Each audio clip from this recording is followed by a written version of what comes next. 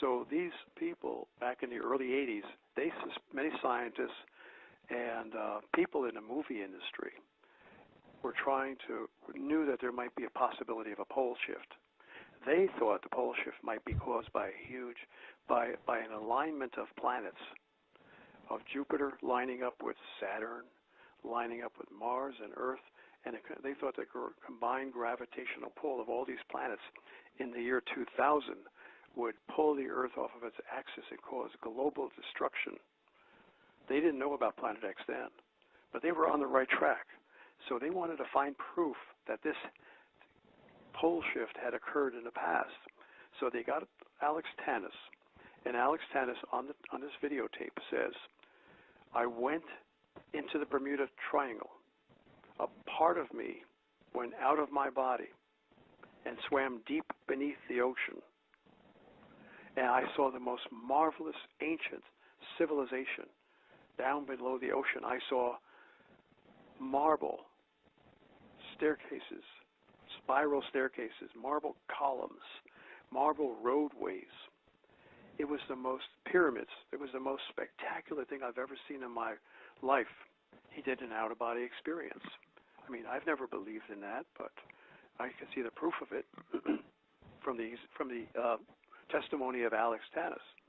And then in this videotape, they said a lot of people did not believe Alex Tannis, but we went out to the coordinates where he had described to us,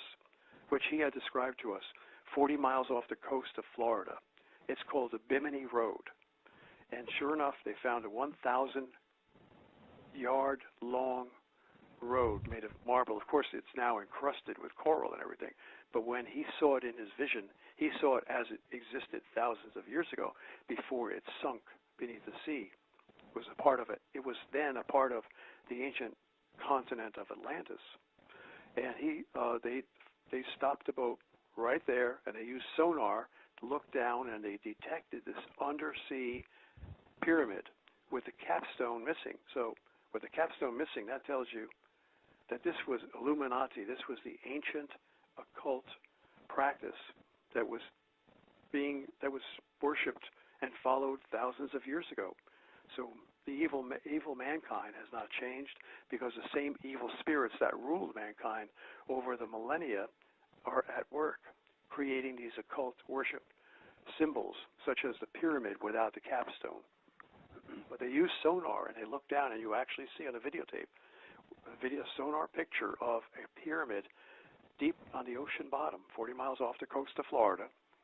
This pyramid has no capstone. It's just incredible, and you have to believe it. So there's more evidence that the Earth was sunk. Yeah, I was just going to say that should be enough for people to realize. And I think what a lot of people feel is, they especially when you're young, you got this feeling of indestructibility, like, well, that can't happen because I'm here. And I have news for people. It doesn't matter who's here. When it's going to happen, it's going to happen. And it is going to happen at some point. Well, it seems that some point is getting close to us in time right now. Because if you talk to some of the young people that, we think you're right, young people have this feeling of eternality, indestructibility. But if you see some of them, many, many thousands, and a growing number are being subjected to these horrible weather disasters. Entire houses, and we've all seen it, it's horrible, it's sad, it's tragic. We feel for those people. But these young people see their house turned into a pile of debris, wreckage, so grotesque that you just can't imagine how could they ever clean up all that wreckage that was once a house. And now they've got no place to live. Those people are painfully aware of how destructive this world is becoming, the weather. The tornadoes are super tornadoes now. It's all evidence. It's all evidence right before your eyes in living color. And some people, unfortunately, people have actually felt the pain of the evidence. Super tornadoes, miles wide. It never used to be that wide. Tornadoes used to be much narrower. Tornadoes were never had the high wind speeds that they do now. No, they look like hurricanes on the land, though. Yes, that's another thing. Land hurricanes, they call them derechos. Derechos I never even heard of a derecho in all my life. And now we're getting them. But these hurricanes, the one that destroyed MORE, Oklahoma, oh, how tragic. That had wind speed of around 300 miles an hour. I mean, it's, that's a circular rotational speed. I mean, that is incredible. I mean, that's a record. I think that broke a record. There was nothing ever has been recorded at that high a velocity, no tornado. And the wind miles wide. John, I've looked at, I was just going to say that, I always thought of tornadoes as these, somewhat small funnel clouds, and if you were in its path, you were in trouble. But, now it's like you said, they're so wide that, you're going to be in its path. It's like we just said, it's like a hurricane just traveling across land. It's unbelievable. I tell you, I watch the Weather Channel, and sometimes I cannot believe what I'm seeing. And I think a lot of, especially the younger people, again, they look at this and they don't know any different. They think it's normal. It's far from normal. Yeah, I mean, here's another crazy anomaly that shows the Earth is in trouble. These experienced weather hurricane or tornado chasers, they were playing it safe. They knew that if you stay on the south side, I think the Weather Channel was saying this, if you stay on the south side of the tornado, you're okay because the tornado always moves toward the northeast. However, for the first time ever, the tornado, instead of moving northeast, it moved south. And it killed 3 very dedicated, experienced tornado hunters. Yeah. So the weather's getting horrible. The flooding is epic levels. I mean, record flooding over and over again. Far more than we've ever had in the past, far greater water levels, cars being washed away. Day after day, you see this all over the country. I can't even begin to tell you all the different places that have been severely flooded. Homes destroyed. You know it. You see it. I don't even have to go into details, right? And then the drought. Oh, yeah, absolutely. Right next door, one state away, you'll have a drought where the ground is so cracking so much, a long-term drought, that the ground is shrinking and cracking, and the foundation of the house is collapsing because the earth is so dry. That's close, right? Adjacent to a flooded area. Yeah. So it's really, we know the Earth is in trouble. We don't even have to. I mean, we could go on and on and spend 2 hours talking about the weather anomalies. If people will believe, they have to, that the Earth is in big trouble. And getting back real quick, I'll give you my theory, and I've written this up formally and trying to present it to many people who might pass it on to others so as to warn the world. My theory that I began to explain before as to what is happening to Earth's magnetic field. Well, the magnetic field's getting messed up because of the swirling molten iron core of the Earth that I talked about before. The solar winds blasting and impinging upon Earth's magnetic field. The electromagnetic energy from those solar winds impacting Earth's magnetic field is feeding back, just like from the skin of the apple into the core of the apple, into Earth's core, and that energy is not only heating up the Earth's core, but it's putting a force, budging force, nudging force on the solid iron core at the very center of the Earth, which is immersed in the liquid molten iron core. That center iron core, that pit, more or less, of the Earth is getting nudged off of its center. And as it gets nudged off center, what happens? It, instead of sitting there in the middle and just rotating nicely and allowing the molten iron core to swirl nice and evenly in a swirling motion like your blender, what happens is that the iron core gets shifted off center, and now the iron core is not only rotating daily, but it's revolving. And that's why you see the jet stream looking like a huge wavy roller coaster. If you look at the weather map on the Weather Channel, the jet stream always looks like a huge roller coaster. Never used to look like that decades ago. It's not supposed to look that way.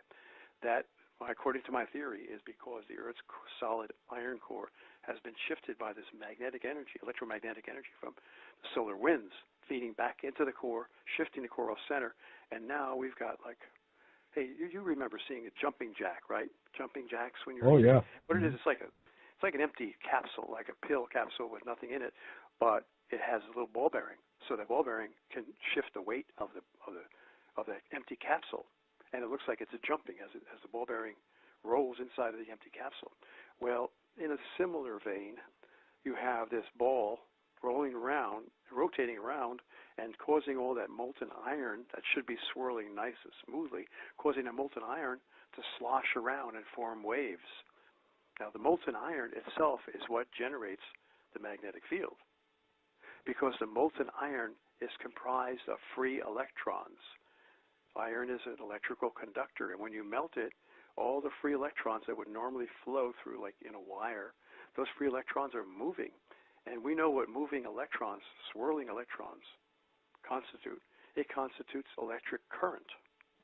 You can create electric current by taking a lot of electrons and stirring them up in a big circle if you had the power to do that. Stirring up like you would stir your coffee with a stirring stick. Okay, all these electrons, like you're stirring coffee in a stirring stick, they would swirl in the molten iron, and the movement, circular movement of this mass of free electrons in the iron, in the molten iron, would constitute an electric current. Now, when you have this swirling electric current inside the Earth's core, that's what generates the magnetic field that surrounds the Earth. So if that solid iron ball at the center of the Earth gets knocked off center by the sun's impacting electromagnetic energy, then that solid ball starts to move around, is off center, it starts to slosh around and create waves in the molten iron, swirling molten iron. So now you've got a wavy, sloshy molten iron. Now, if the molten iron sloshes enough as that ball moves farther and farther away from the center, and that ball moves farther, closer to the edge of the molten iron swirl, now the sloshing of that molten core gets so accentuated, so radical, that you have waves that fold back on one another. Now some of that swirling molten iron is going in the opposite direction. Instead of swirling, like clockwise, some of it is sloshing back in huge waves, curling waves like surfer waves that go back in the opposite direction. Well, that generates a reverse magnetic field. So the polarity, instead of going from north to south, goes from south to north. And that's how you get a pole reversal. That's my theory. Nobody else has ever put that out, to my knowledge. And that's my personal theory, and I believe it's true, and I'm hoping that others will see it and examine it to let us know that, hey, this is why we're getting all this. The Earth's solid core is off-center because of the sun, blasting from the sun. Yeah, and I should also add that magnetic field, as we know, protects us dearly. And, shields are down. We're vulnerable. Yes. And we've got a call, John, and I want to take it. But go ahead and comment if you wanted to. But, shields down. Yep. All right, Kathleen in Florida, you are on the air. Welcome aboard. Hi, everybody. This is awesome. This is a great show. I love it. Thank you. I grew up in South Florida near the Bermuda Triangle, and there was always stories about compasses going crazy and, boats losing connection with, their radios and stuff like that. But I went to high school from the year 79 to 82. And during one point, one of our friends was out on a boat fishing with another guy, and they never came home, and they never found the boat, and no one ever knew. I mean, they just disappeared virtually. So I guess there was I would say probably like a year or two that went by, and my friend and I were in a car driving by his house because he only lived a couple blocks away, and it was always kind of weird, when we drove by, because he had a brother, and his brother was still there, but, our friend was gone. And it was dark, and we were going past his house, and there was like a little cloud, probably about the size of, like if you put your arms in a big circle in front of you, no bigger than that, maybe kind of an oval shape. A cloud. Not thick and not thin. But we just drove by, his house at residential speed, and all of a sudden, this cloud came from his yard and came across the street and went underneath my vehicle, right where the driver's side door was, and then went underneath, and then went out from the passenger side underneath the car. And my best friend was driving with me, and I said, did you see that? And she said, yeah. And we just were like, whoa, you know. And we just assume that, you know, that was our friend. But when you talk about the Bermuda Triangle and all those disappearances and stuff from years ago, and now you talk about how they found the pyramids underneath there and stuff, do you think that has any connection? It very well might. It's a great mystery. And I'm sorry, what? You think that has any connection with the pyramid that they found, you know, just what you were talking about? It's a great mystery, really. I have not studied it, so I wouldn't want to make any kind of statements, but certainly I've had I have some speculation. It could be related to large magnetic deposits, iron deposits beneath the seabed around there, and it could very well also be related to the civilization that existed that was sunk off the coast of Florida. You may be right. We know they had advanced technology back during the time of Atlantis, this great ancient empire that which was very much like our current United States in high technology and great world. It was a great world power. They had weaponry, and I should really refer to some of the Edgar Cayce, the great sleeping prophet. This psychic is accepted even by scientists. I spoke of him just a while ago. But Edgar Cayce, in his trances, he talked about what happened in Atlantis thousands of years ago before the great sinking of Atlantis. And he mentioned crystals that they used. They had a more advanced technology that used crystals. And it was dealing with energy weapons and all kinds of weird stuff, which our government, believe it or not, it must be true, because our government has secretly sought this ancient technology. So you may be right. There may be something magnetic or some kind of substance that was related to that ancient advanced technology that they had, because there was a pyramid off the coast. They did indeed discovered at least one pyramid 40 miles off the coast of Florida. Now, where was the location? Was it near the Bimini Road, which I spoke about? I'm not sure exactly where the Bimini Road is, but when we were kids, the Bermuda Triangle, probably so, the Bermuda Triangle is what we were always told was off the coast, and I lived in Boca Raton, so it was not too far off the coast of where I was, and then there was a triangle, 3 points that were, where all these things had taken place, where they just kind of referred to that as the Bermuda Triangle. So that was off the coast of Boca Raton, right? About how many miles? How many miles off the coast? Not far, and I can't remember exactly, but we always knew that it was there, and I've been over it many times. I've been fishing in it many times, and we had never ourselves experienced anything weird, but, we used to make jokes about it and stuff, and then, when our friend went missing, we thought that was really bizarre. Well, when you look at the records of all the planes that were lost over there, it seems their instrumentation went haywire when they got over that Bermuda Triangle. So it could very well be something magnetic that was affecting it. But now, how would magnetism cause that boat to capsize? It could be whirlpools. Have you ever noticed any disturbances in that water when you or anyone else was out there? In fact, you may be able to read stories about the many people who've been boating out there, if they have noticed any whirlpools or any turbulence, unusual turbulence that has occurred. Is there something like that you know of? Well, I personally saw a water spout while I was driving down A1A, and it was probably 100 feet off the coast, maybe 200 or 300 feet, and it was really tall. Probably, I can't tell you how tall it was. It wasn't like a mile or anything, but we could see it while we were driving down A1A, which is not only a whirlpool, but an air cyclone, or a small funnel cloud, I should say, just like a mini tornado that people might not even notice it. It might come up from the sea, and I'm just speculating, but the speculation is based upon principles of electricity and magnetism and how that would create whirlpools, because we do have air is charged electrically. We know that when moisture rises into the clouds, what does it do? It carries with it electrons, and those electrons build up in the cloud, eventually discharging to Earth as lightning. So we know there's electrical effects in the air. Now, if this magnetic field were to create a vertical column that goes upward through the water and above the water, it could disturb the air and cause a circular motion. We know that many hurricanes have that circular motion from the ionosphere discharging to the salt water. Salt water is a very good conductor of electricity, and that disturbance could cause a whirlpool, a mini tornado that could take the boat, flip it up in the air, and capsize it. Right, in a matter of seconds. They never found it. They never found it. It was never, ever found.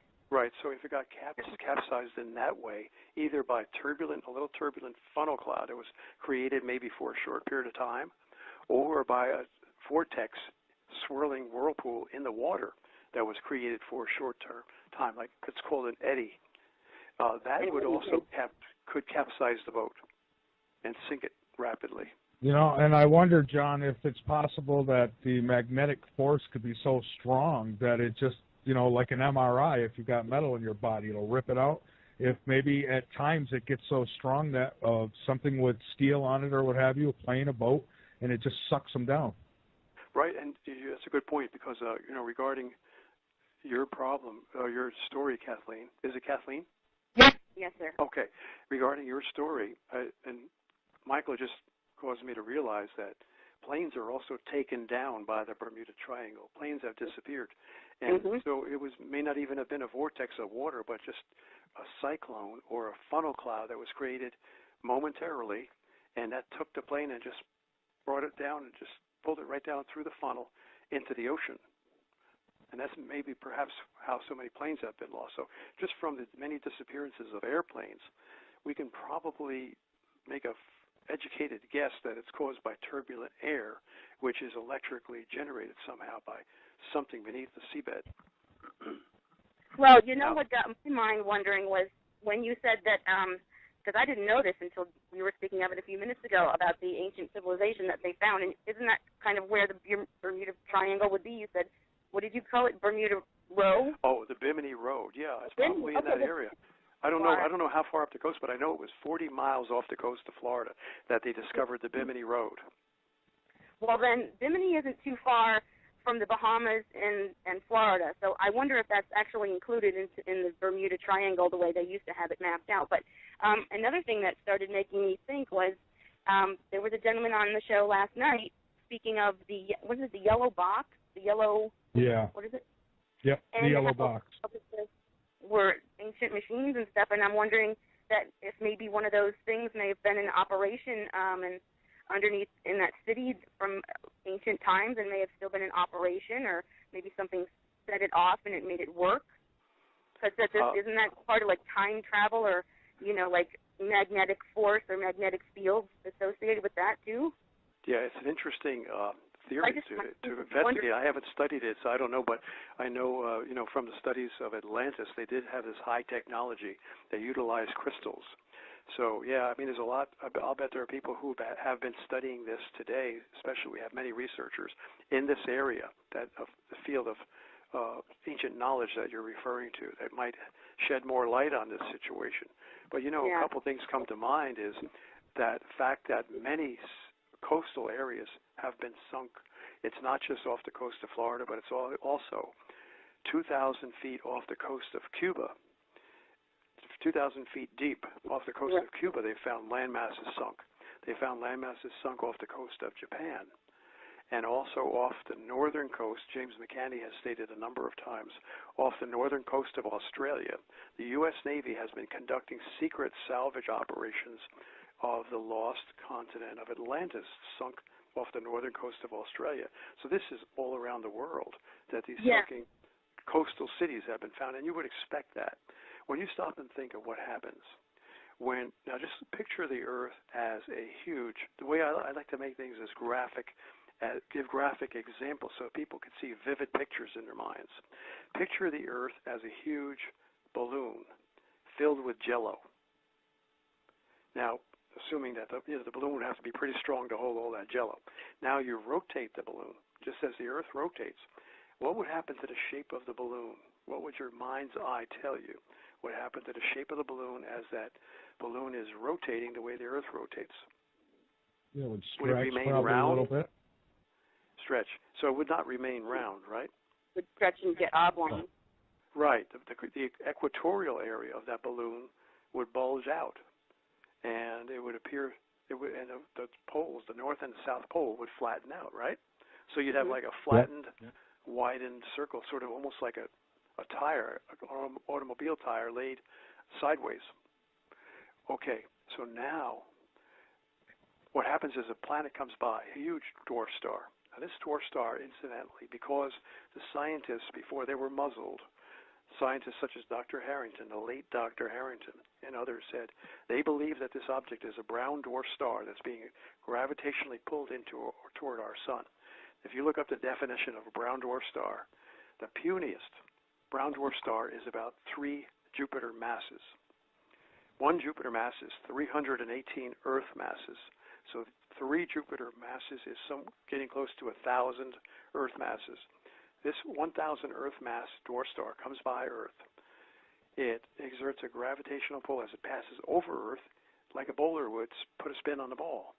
And it jerks the North Pole southward, so that now the North Pole, and we talked about, remember, Toronto was at one time, Toronto and Minnesota were one time at the North Pole. Well, it takes that North Pole where it exists today, which is frozen, and it moves it southward in a matter of an hour as it passes by. So now the bulgy part of the Earth is no longer in the same position. What was the equatorial bulge now becomes a different portion of the Earth, so you got a new equator that's formed. And so the whole bulgy shape of the Earth gets transformed, gets shifted, and the equatorial bulge occurs on a different portion of the Earth. You can visualize that in your mind, right? Right.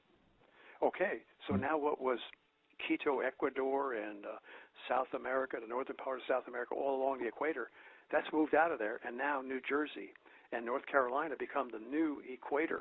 Now New Jersey starts to bulge outward, and land masses start to rise up from the sea off the coast of New Jersey and New York. And because it's bulging out there, that's the new equator. Whereas the old equator, where it's the northern part of Venezuela, for example, northern part of South America, that bulge now goes southward and it begins to contract. All that land around Venezuela sinks beneath the sea because the bulge is no longer there. You can visualize that probably, right? Mm-hmm. Sure. So now this is why you got land masses that sink in some areas and other land masses that actually arise out of the oceans. And incidentally, what that reminds me of is an ancient scripture, not even a scripture, it's from an anthology. It's a book written by men, historical records, ancient historical records of the past destruction. And I'll paraphrase it. I have it here somewhere in one of the books, but rather than find it right now, I can paraphrase it. It says, these ancient people wrote that the destroyer will appear again. They call it the destroyer. They said, normally in normal times, the Earth rotates normally, and the stars can be predicted. Motion of the stars can be predicted simply because the Earth is moving in a regular way, and every so many years, you can see certain constellations out there. But a time occurs when the destroyer approaches. Now the stars become chaotic, and they begin to swirl around in the sky. At first, very slightly, they begin to shift, and you can no longer predict the position of the stars. That's because the Earth is beginning to take on a slight wobble. But as the wobble becomes more accentuated and rapid, then the stars actually appear like they're swirling in the sky, chaotically. And they say when the destroyer approaches, we will cause blood to drop upon the Earth. Now that's flaming meteors. Meteors get hot from the air friction as they plummet to the Earth. Meteors that are being gravitationally dragged in by this body. It looks like blood, flaming blood. And the Bible talks about hail mingled with fire and blood is cast to the earth. That's what the book of Revelation talks about will happen in these end times. Fire mingled with blood. So when blood drops upon the earth, the ancient Colburn historians state, then the destroyer is passing by, and mountains will open up and belch forth fire and ash. Seas land masses will rise out of the sea and the seas will boil. It says the sea will be swallowed up by the land, meaning that, wow, all of a sudden land starts jutting up out of the ocean and the seas begin to boil because of the heat that's generated within the earth and coming from these comets magnetically, magnetic heat, just like a microwave oven would magnetically bombard a plate of food and heat it up. So this is what happens when the earth begins to wobble and swirl around. So you have a whole shifting, land masses sinking and land masses rising. I see. Okay. Kathleen, anything else? No, I think that was just really interesting, and I thank you for explaining that all to me and give me something to think about. Yeah, I would say just judging by the loss of aircraft, many aircraft that were lost over the Bermuda Triangle, this is a sort of probably, very possibly, an air turbulence phenomenon caused by electromagnetic forces, possibly.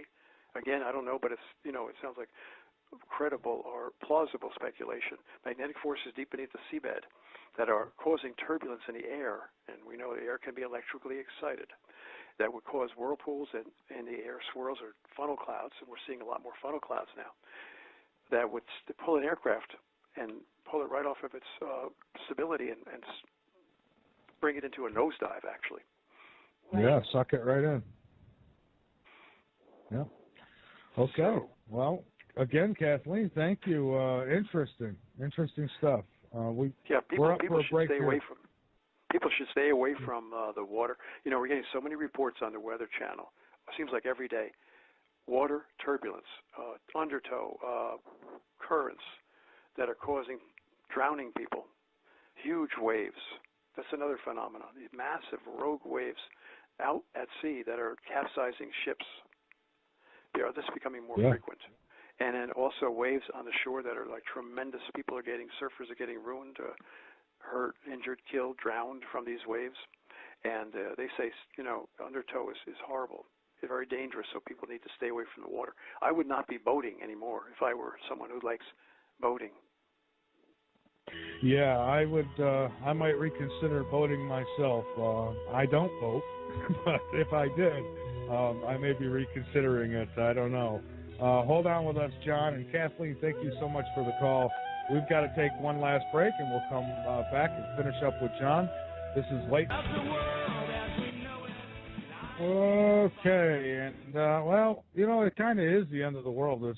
I know it. I know a lot has changed, and I'm not talking about just people and the way they behave, but the planet itself, the weather patterns, the activity, the solar system activity as well. And you look at the sun and the different things going on there. We got fireballs coming not only close anymore, but impacting us. So, there's a lot going on. And whether you buy the whole Planet X thing or if you're more of a, it's Jesus is coming back type deal, however you view it, the fact of the matter is you cannot deny that these changes are happening and that there is evidence and plenty of it that these changes have taken place before. Now, me, I never deny the fact that we are going through some trying times here on this earth, not only with political structure, but most definitely with Mother Nature, if you will. There's a lot of people out there who will tell you that they know exactly where Planet X is and that it's coming, it's going to do this, it's going to do that, whether it be the aliens told them or whatever it might be. And I'm not picking on anybody. I'm just saying that there's a lot of people out there with different ideas on this. The fact of the matter is we really don't know when or where or how. We just know that something's going to happen. It's happened before on this planet. It's going to happen again. So it's not that I dismiss any of it.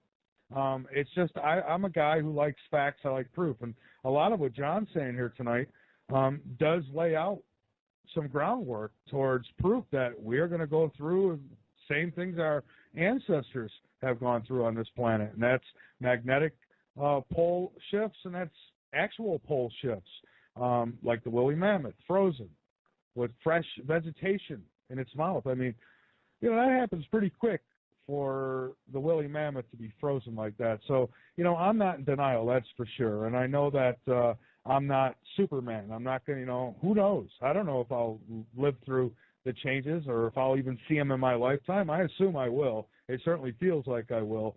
But whether I survive or not, I leave that up to God, because I do believe in God.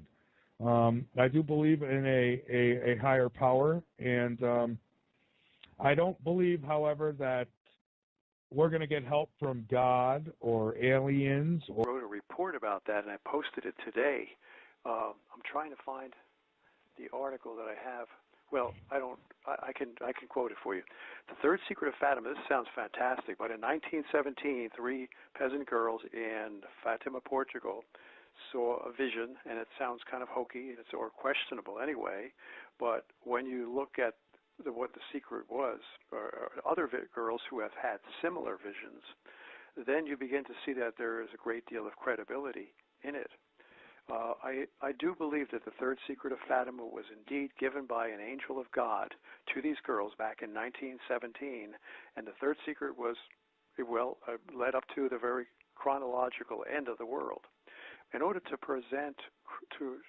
give us solid credibility for that third secret of Fatima, I'd like to quickly go over the girls in Garabandal of Spain. Garabandal, Spain, 1964. These 4 sisters, young girls, were out picking apples in a field. It was clear skies. All of a sudden there was a loud boom, like thunder, very loud, like a bomb. One of the girls, whom I have on videotape, testifies.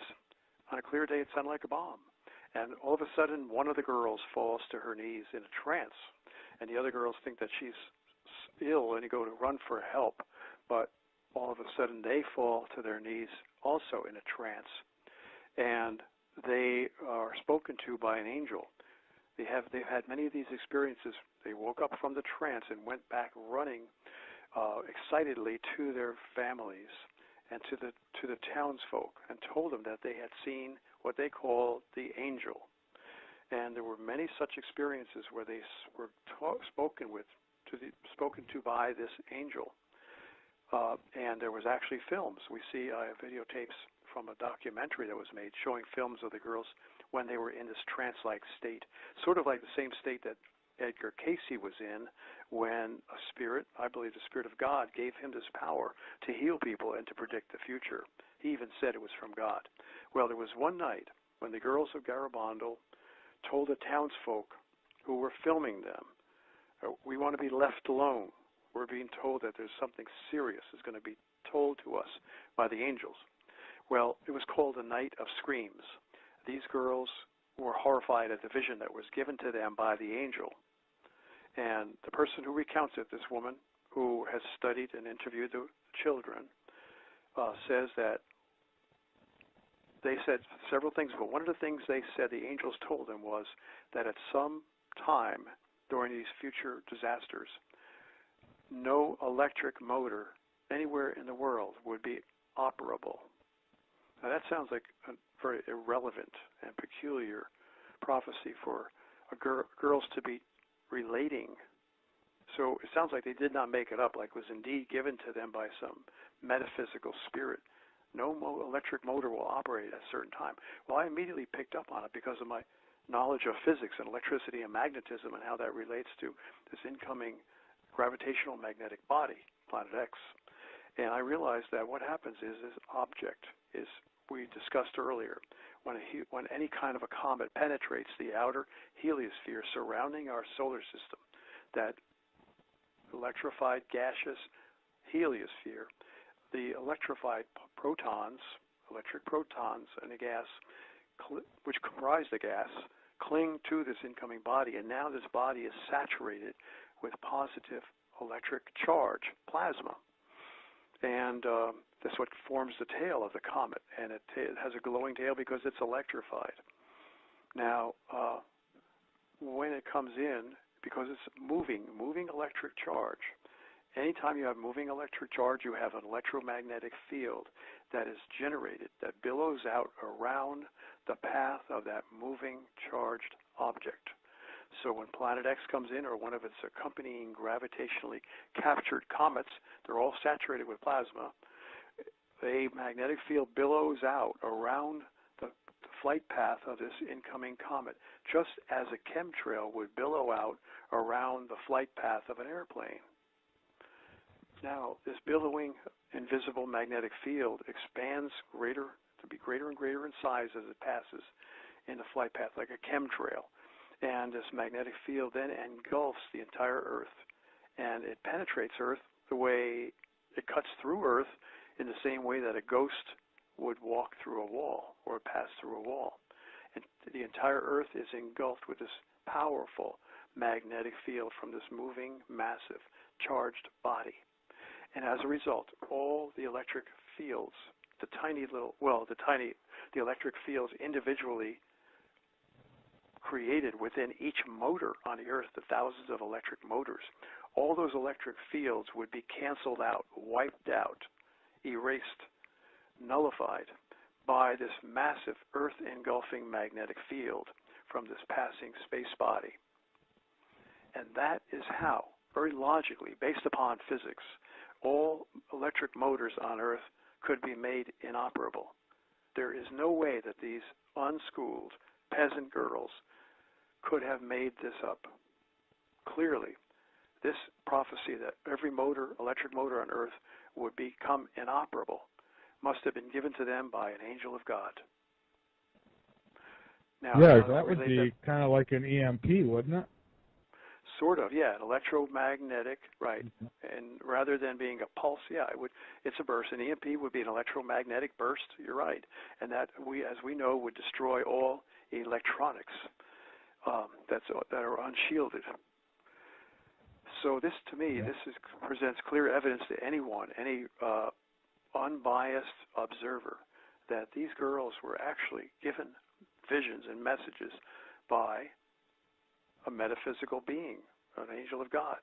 Now, only God would speak to people and warn them about the destruction that God says in the Bible that he himself is creating, will create, because mankind has drifted from him. So it makes perfect sense to me that all this is ordained by God, because the angels warn that this is going to happen. And furthermore, the research that this woman did, who relates what the testimony that she got from interviewing these women, and one of them was still alive and testifying. In fact, there's a couple of them that are still alive, because it was only 1964 in Garabandal. They say that this will come from God. The angel told them this is a chastisement from God, and also that there would come a time when there will be a great, this is kind of harrowing and scary to think about. They say there would come a time when there will be a great thirst all around the world, and people will attempt to kill one another. Now, they didn't relate the great thirst to people attempting to kill one another. They just related what they heard. A great thirst, and people will attempt to kill one another. I deduce that what that means is they will be so thirsty that they will kill each other just to drink their blood. That's what I was thinking. It's horrible. It's really so. It is.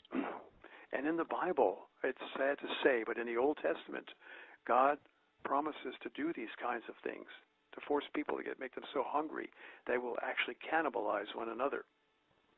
But it sounds like a very cruel God that people don't want to accept. Does. But then if you had a judge that said to you, look, if you commit this crime, you're going to jail for life. I don't like that judge, but I better darn well take him seriously. Same thing with God. Now God says, hey, I'll die for you. I am dying. I will die for you. I have died for you, so that you won't have to take the punishment that my perfection requires. I will take your punishment, and I will, even at the last moment of your life, if you call out to me, I will save you. That's the greatest love and graciousness that anyone could ever expect. So you have both extremes with God. You have the willingness to forgive up to and accept and embrace and give eternal life up to the very last moment before the destruction of the world. And if that is rejected, if God's calling is rejected right up to the end, then comes the harsh chastisement. Well, he won't get no resistance from me, that's for sure. Not from me either. When I was a belligerent atheist, and I was suddenly in fear for my life, I actually spoke to God. And that's something that no, even so-called good Christians don't really do. They pretend to pray, but they don't really believe that God is there listening.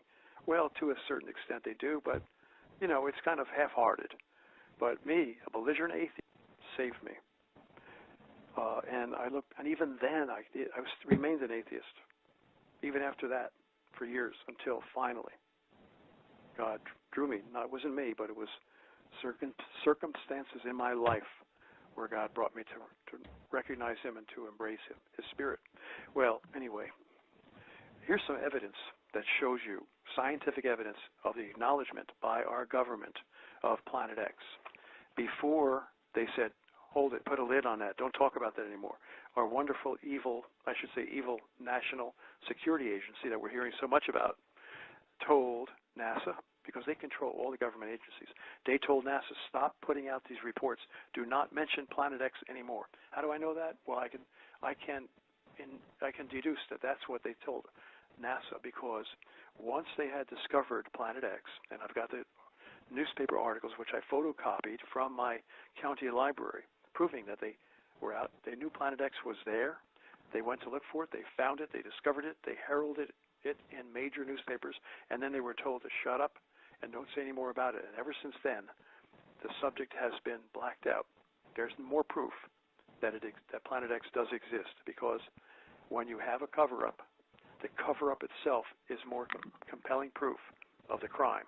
The cover-up of the crime is compelling proof, like with the Kennedy assassination. They went through such elaborate cover-ups that, and as Jim Marrs, the great Kennedy assassination researcher and author, Jim Marrs says, the totality of the cover-up evidence itself is so great that the cover-up in itself proves that he was assassinated by a high-level conspiracy. Well, anyway, here's the cover. The cover-up was for many years. But here's the original article that was issued. Well, I've got 4 articles that were issued back in 1983. New York Times, January 30th, 1983, title, Clues Get Warm in the Search for Planet X. This is the actual article photocopied from the New York Times. Clues Get Warm in the Search for Planet X by John Noble Wilford. Quote, something out there beyond the farthest reaches of the known solar system seems to be tugging at Uranus and Neptune. Some gravitational force keeps perturbing the 2 giant planets, causing irregularities in their orbits. The force suggests a presence far away and unseen, a large object that may be the long-sought Planet X. Evidence assembled in recent years has led several groups of astronomers to renew the search for the 10th planet. They are devoting more time to visual observations with the 200-inch telescope at Mount Palomar in California. They are tracking 2 Pioneer spacecraft, now approaching the orbit of distant Pluto, to see if variations in their trajectories provide clues to the source of this mysterious force. And incidentally, those 2 Pioneer spacecraft indeed radio transmitted back to NASA their trajectory deviation, the deviation from their trajectory, which would have been caused by a massive object. Those space probes, Pioneer 10 and 11, Pioneer 10 was sent out to the point in space, in deep space, beyond Pluto, the point where the scientists, the astronomers, had calculated that this massive force existed, gravitational body existed, pulling on the orbital paths of the planets Uranus and Neptune. So now they simply sent out the probes to that point where their calculations said it would be. And indeed, the deviations, the gravitational pull, deviated or drifted that space probe, Pioneer 10, off of its orbit, off its trajectory. And so I'll continue reading. So we have evidence right there. And they're hoping that a satellite-borne telescope launched last week will detect heat signatures from this planet or whatever it is out there. The infrared astronomical satellite was boosted into a 560-mile-high polar orbit, probably around the South Pole orbit, Tuesday night from Vandenberg Air Force Base, California. It represents an $80 million venture by the United States, Britain, and the Netherlands. So here you had 3 nations basically looking for this object, 3 governments, 3 space agencies, all knowing that this object, which they have named, it's not a science fiction name made up by a bunch of, people with That's right. imaginative people. But it is a name officially given, Planet X, given by Percival Lowell, a famed astronomer who constructed an observatory back around 1910 to find this object, and he called the object Planet X. And the NASA, the National Aeronautics and Space Administration of the United States government itself, has continued calling it Planet X in their internal documents, one of which is titled The Search for Planet X, which you can find now on the internet. It's no longer, somehow it's been leaked out. But anyway, 3 nations knew about it. So Netherlands, the United States, and Britain, they've sent up this infrared astronomical satellite. Quote, in the next 6 or 7 months, this telescope is expected to conduct a wide-ranging survey of nearly all the sky, detecting sources not of ordinary light, but of infrared radiation, which is invisible to the human eye and largely absorbed by the atmosphere. Scientists thus hope that the new telescope will chart thousands of infrared-emitting objects that have gone undetected, stars, interstellar clouds, asteroids, and, with any luck, this object that pulls at Uranus and Neptune. And it goes on and on. It talks about how, I'll just paraphrase, how even back in the early 1800s, this astronomers noticed that when they discovered Uranus and Neptune, Uranus was discovered in 1781. Imagine that. And so they noticed perturbations, that there were irregularities at a certain point in the orbit of these planets, and they correctly assumed that it was caused by a gravitational body far out. So you could not see it, but you could see the gravitational pull that it was exerting on these outer planets, and that's why they knew it existed. So, and it goes on to say that Clyde Tombaugh was a famous astronomer who discovered Pluto. He was looking for Planet X, and he accidentally discovered Pluto. He was at the Lowell Observatory in 1930, Percival Lowell's observatory, and discovered Pluto. Well, they said, well, Pluto's too small, but it's nice that you discovered it, but it's too small to be this massive gravitationally pulling object that we're looking for. So they continued to search for it. And this article says, I'm getting close to the end of the article, I skipped quite a bit to save time. Quote, recent calculations by the United States Naval Observatory have confirmed the orbital perturbation exhibited by Uranus and Neptune, which Dr. Thomas C. Van Flandern, an astronomer at the observatory, says could be explained by, quote, a single undiscovered planet, unquote. He and a colleague, Dr. Robert Harrington, incidentally, he's dead, and many people believe Dr. Harrington was murdered because he was about to reveal telescopic images of an incoming Planet X. So he died very rapidly. Again, many people believe he was murdered. And I can give you more evidence to indicate that he was murdered. Okay, we've got about 6 minutes, John, so go right ahead. I want to hear it. Okay. In the obituary, when he died, just before he was about to reveal this telescopic images that he had taken of Planet X to determine, is it there? Yes, it was there. Is it incoming? We believe yes. He was about to release this to the world. He never got a chance. In January 1992, he died of rapid onset cancer in a matter of a couple weeks. They give people cancer. This is well known. It's a nice way to kill people without making it seem like it was foul play. Well, why was not the information revealed? Why were not the photographic evidence revealed to the public showing this planet? It was concealed. There's evidence right there that he was murdered. Even if the man died of natural causes, they still should have released the photographs of Planet X, but they didn't want anybody to know about it, and the subject was blacked out in the press for the last 30 years, ever since the discovery of it. Another thing, they did an obituary. The U.S. Naval Observatory did an obituary for their chief astronomer, Dr. Robert S. Harrington. And they said in the obituary, they really incriminated themselves by saying this, at the end of his career, Bob Harrington really lost all interest in Planet X, which, as we know, is a complete lie. It's a gross lie, because this was a pursuit of this man's life. I mean, any astronomer would have considered that the greatest discovery in history.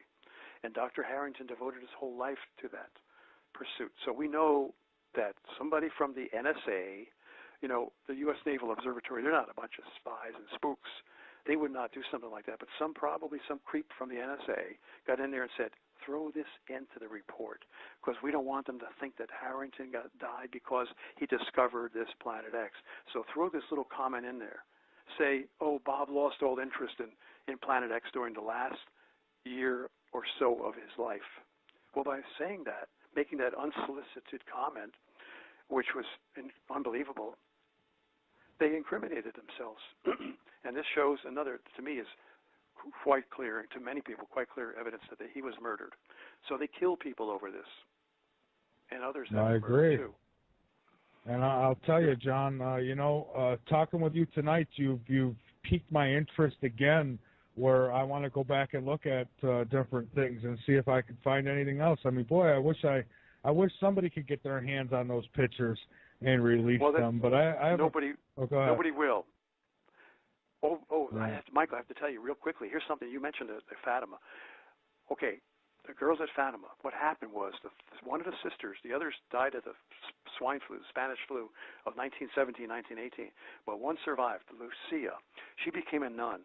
Now, there's photographic evidence, and I just put a report out. Someone was doing research, not only an informant of mine that I spoke with a few years ago, but somebody else, Marian Horvat, put out a report showing photographic evidence that absolutely proves that this Sister Lucia, which became a nun and became very aged and lived in a cloistered convent until she died, supposedly died just a few years ago, she was not the real Sister Lucia. She was a phony Sister Lucia. And that phony Sister Lucia existed for many years. The real Sister Lucia probably was murdered in the early 1940s.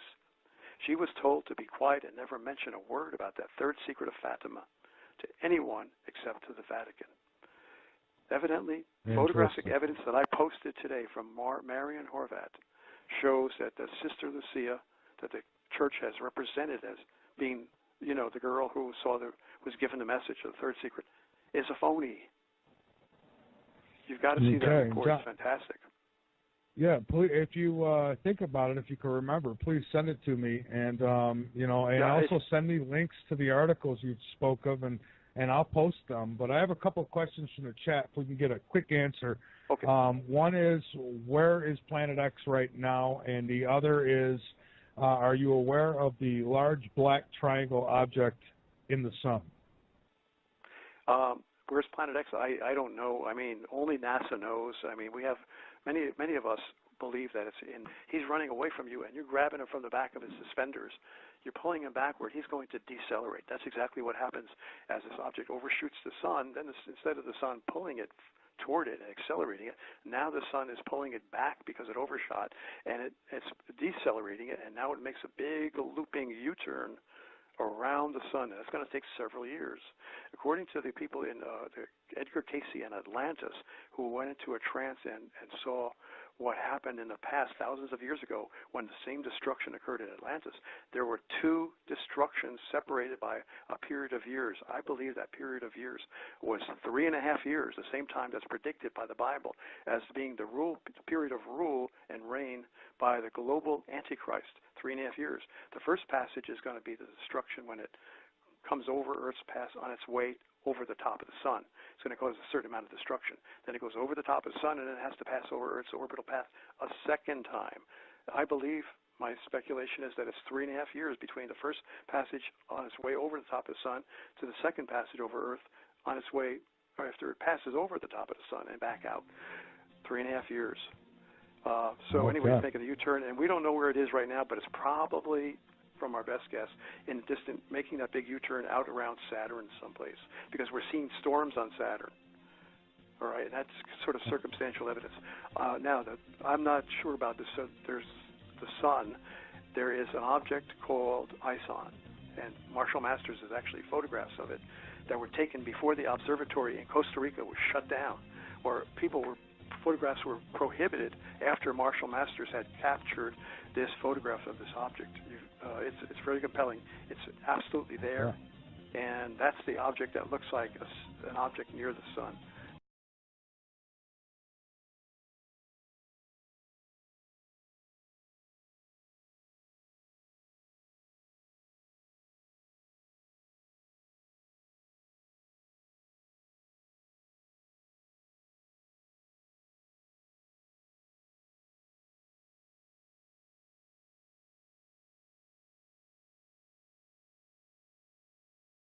So these people back in the early 80s, many scientists and people in the movie industry knew that there might be a possibility of a pole shift. They thought the pole shift might be caused by an alignment of planets, of Jupiter lining up with Saturn, lining up with Mars and Earth, and they thought that combined gravitational pull of all these planets in the year 2000 would pull the Earth off of its axis and cause global destruction. They didn't know about Planet X then, but they were on the right track. So they wanted to find proof that this pole shift had occurred in the past. So they got Alex Tannis, and Alex Tannis on this videotape says, "I went into the Bermuda Triangle. A part of me went out of my body and swam deep beneath the ocean. And I saw the most marvelous ancient civilization down below the ocean. I saw marble staircases, spiral staircases, marble columns, marble roadways. It was the most pyramids. It was the most spectacular thing I've ever seen in my life." He did an out-of-body experience. I mean, I've never believed in that, but I can see the proof of it from the testimony of Alex Tannis. And then in this videotape, they said, well, a lot of people did not believe Alex Tannis, but we went out to the coordinates where he had described to us, 40 miles off the coast of Florida. It's called the Bimini Road. And sure enough, they found a 1,000-yard-long road made of marble. Of course, it's now encrusted with coral and everything. But when he saw it in his vision, he saw it as it existed thousands of years ago before it sunk beneath the sea. It was a part of it. It was then a part of the ancient continent of Atlantis.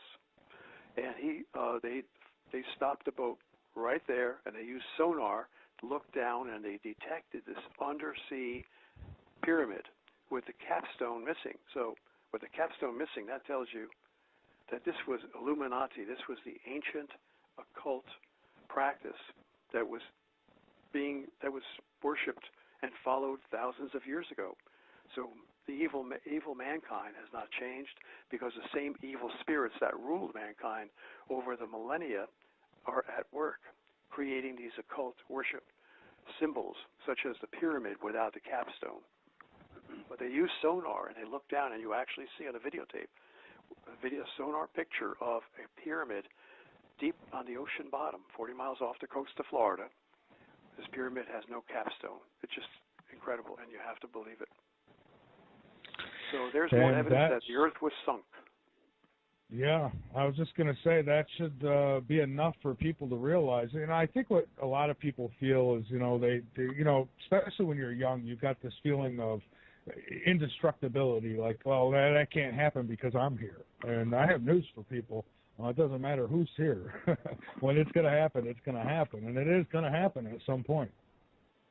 Well, it seems that some point is getting close to us in time right now. Because if you talk to some of the young people that, we think you're right, young people have this feeling of eternality, indestructibility.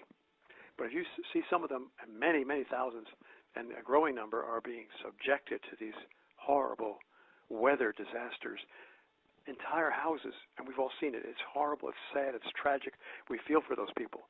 But these young people see their house turned into a pile of debris, wreckage, so grotesque that you just can't imagine how could they ever clean up all that wreckage that was once a house.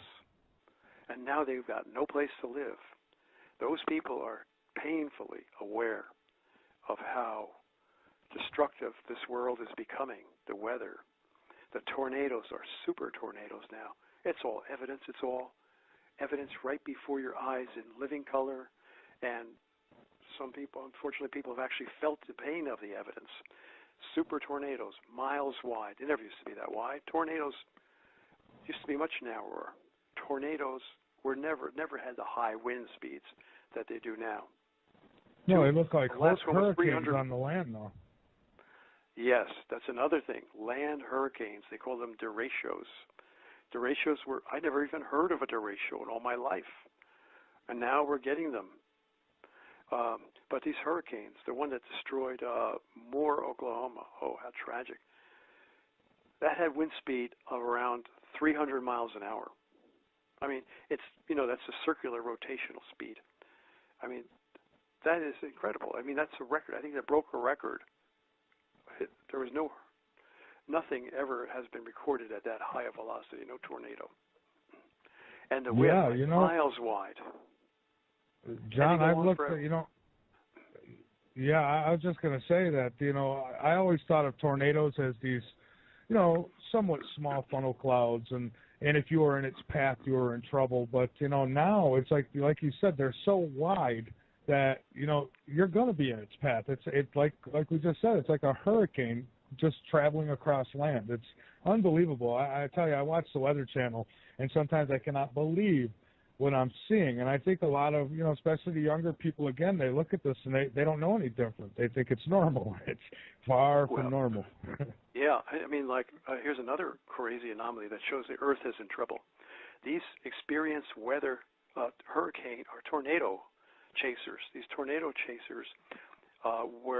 they were playing it safe. They knew that if you stay on the south side, I think the Weather Channel was saying this, if you stay on the south side of the tornado, you're okay because the tornado always moves toward the northeast. However, for the first time ever, the tornado, instead of moving northeast, it moved south. And it killed 3 very dedicated, experienced tornado hunters. Yeah. So the weather's getting horrible. The flooding is epic levels. I mean, record flooding over and over again. Far more than we've ever had in the past, far greater water levels, cars being washed away. Day after day, you see this all over the country. I can't even begin to tell you all the different places that have been severely flooded, homes destroyed. You know it, you see it. I don't even have to go into details, right? And then the drought. Right next door, one state away, you'll have a drought where the ground is so cracking so much, a long-term drought, that the ground is shrinking and cracking, and the foundation of the house is collapsing because the earth is so dry. That's close, right? Adjacent to a flooded area. Yeah.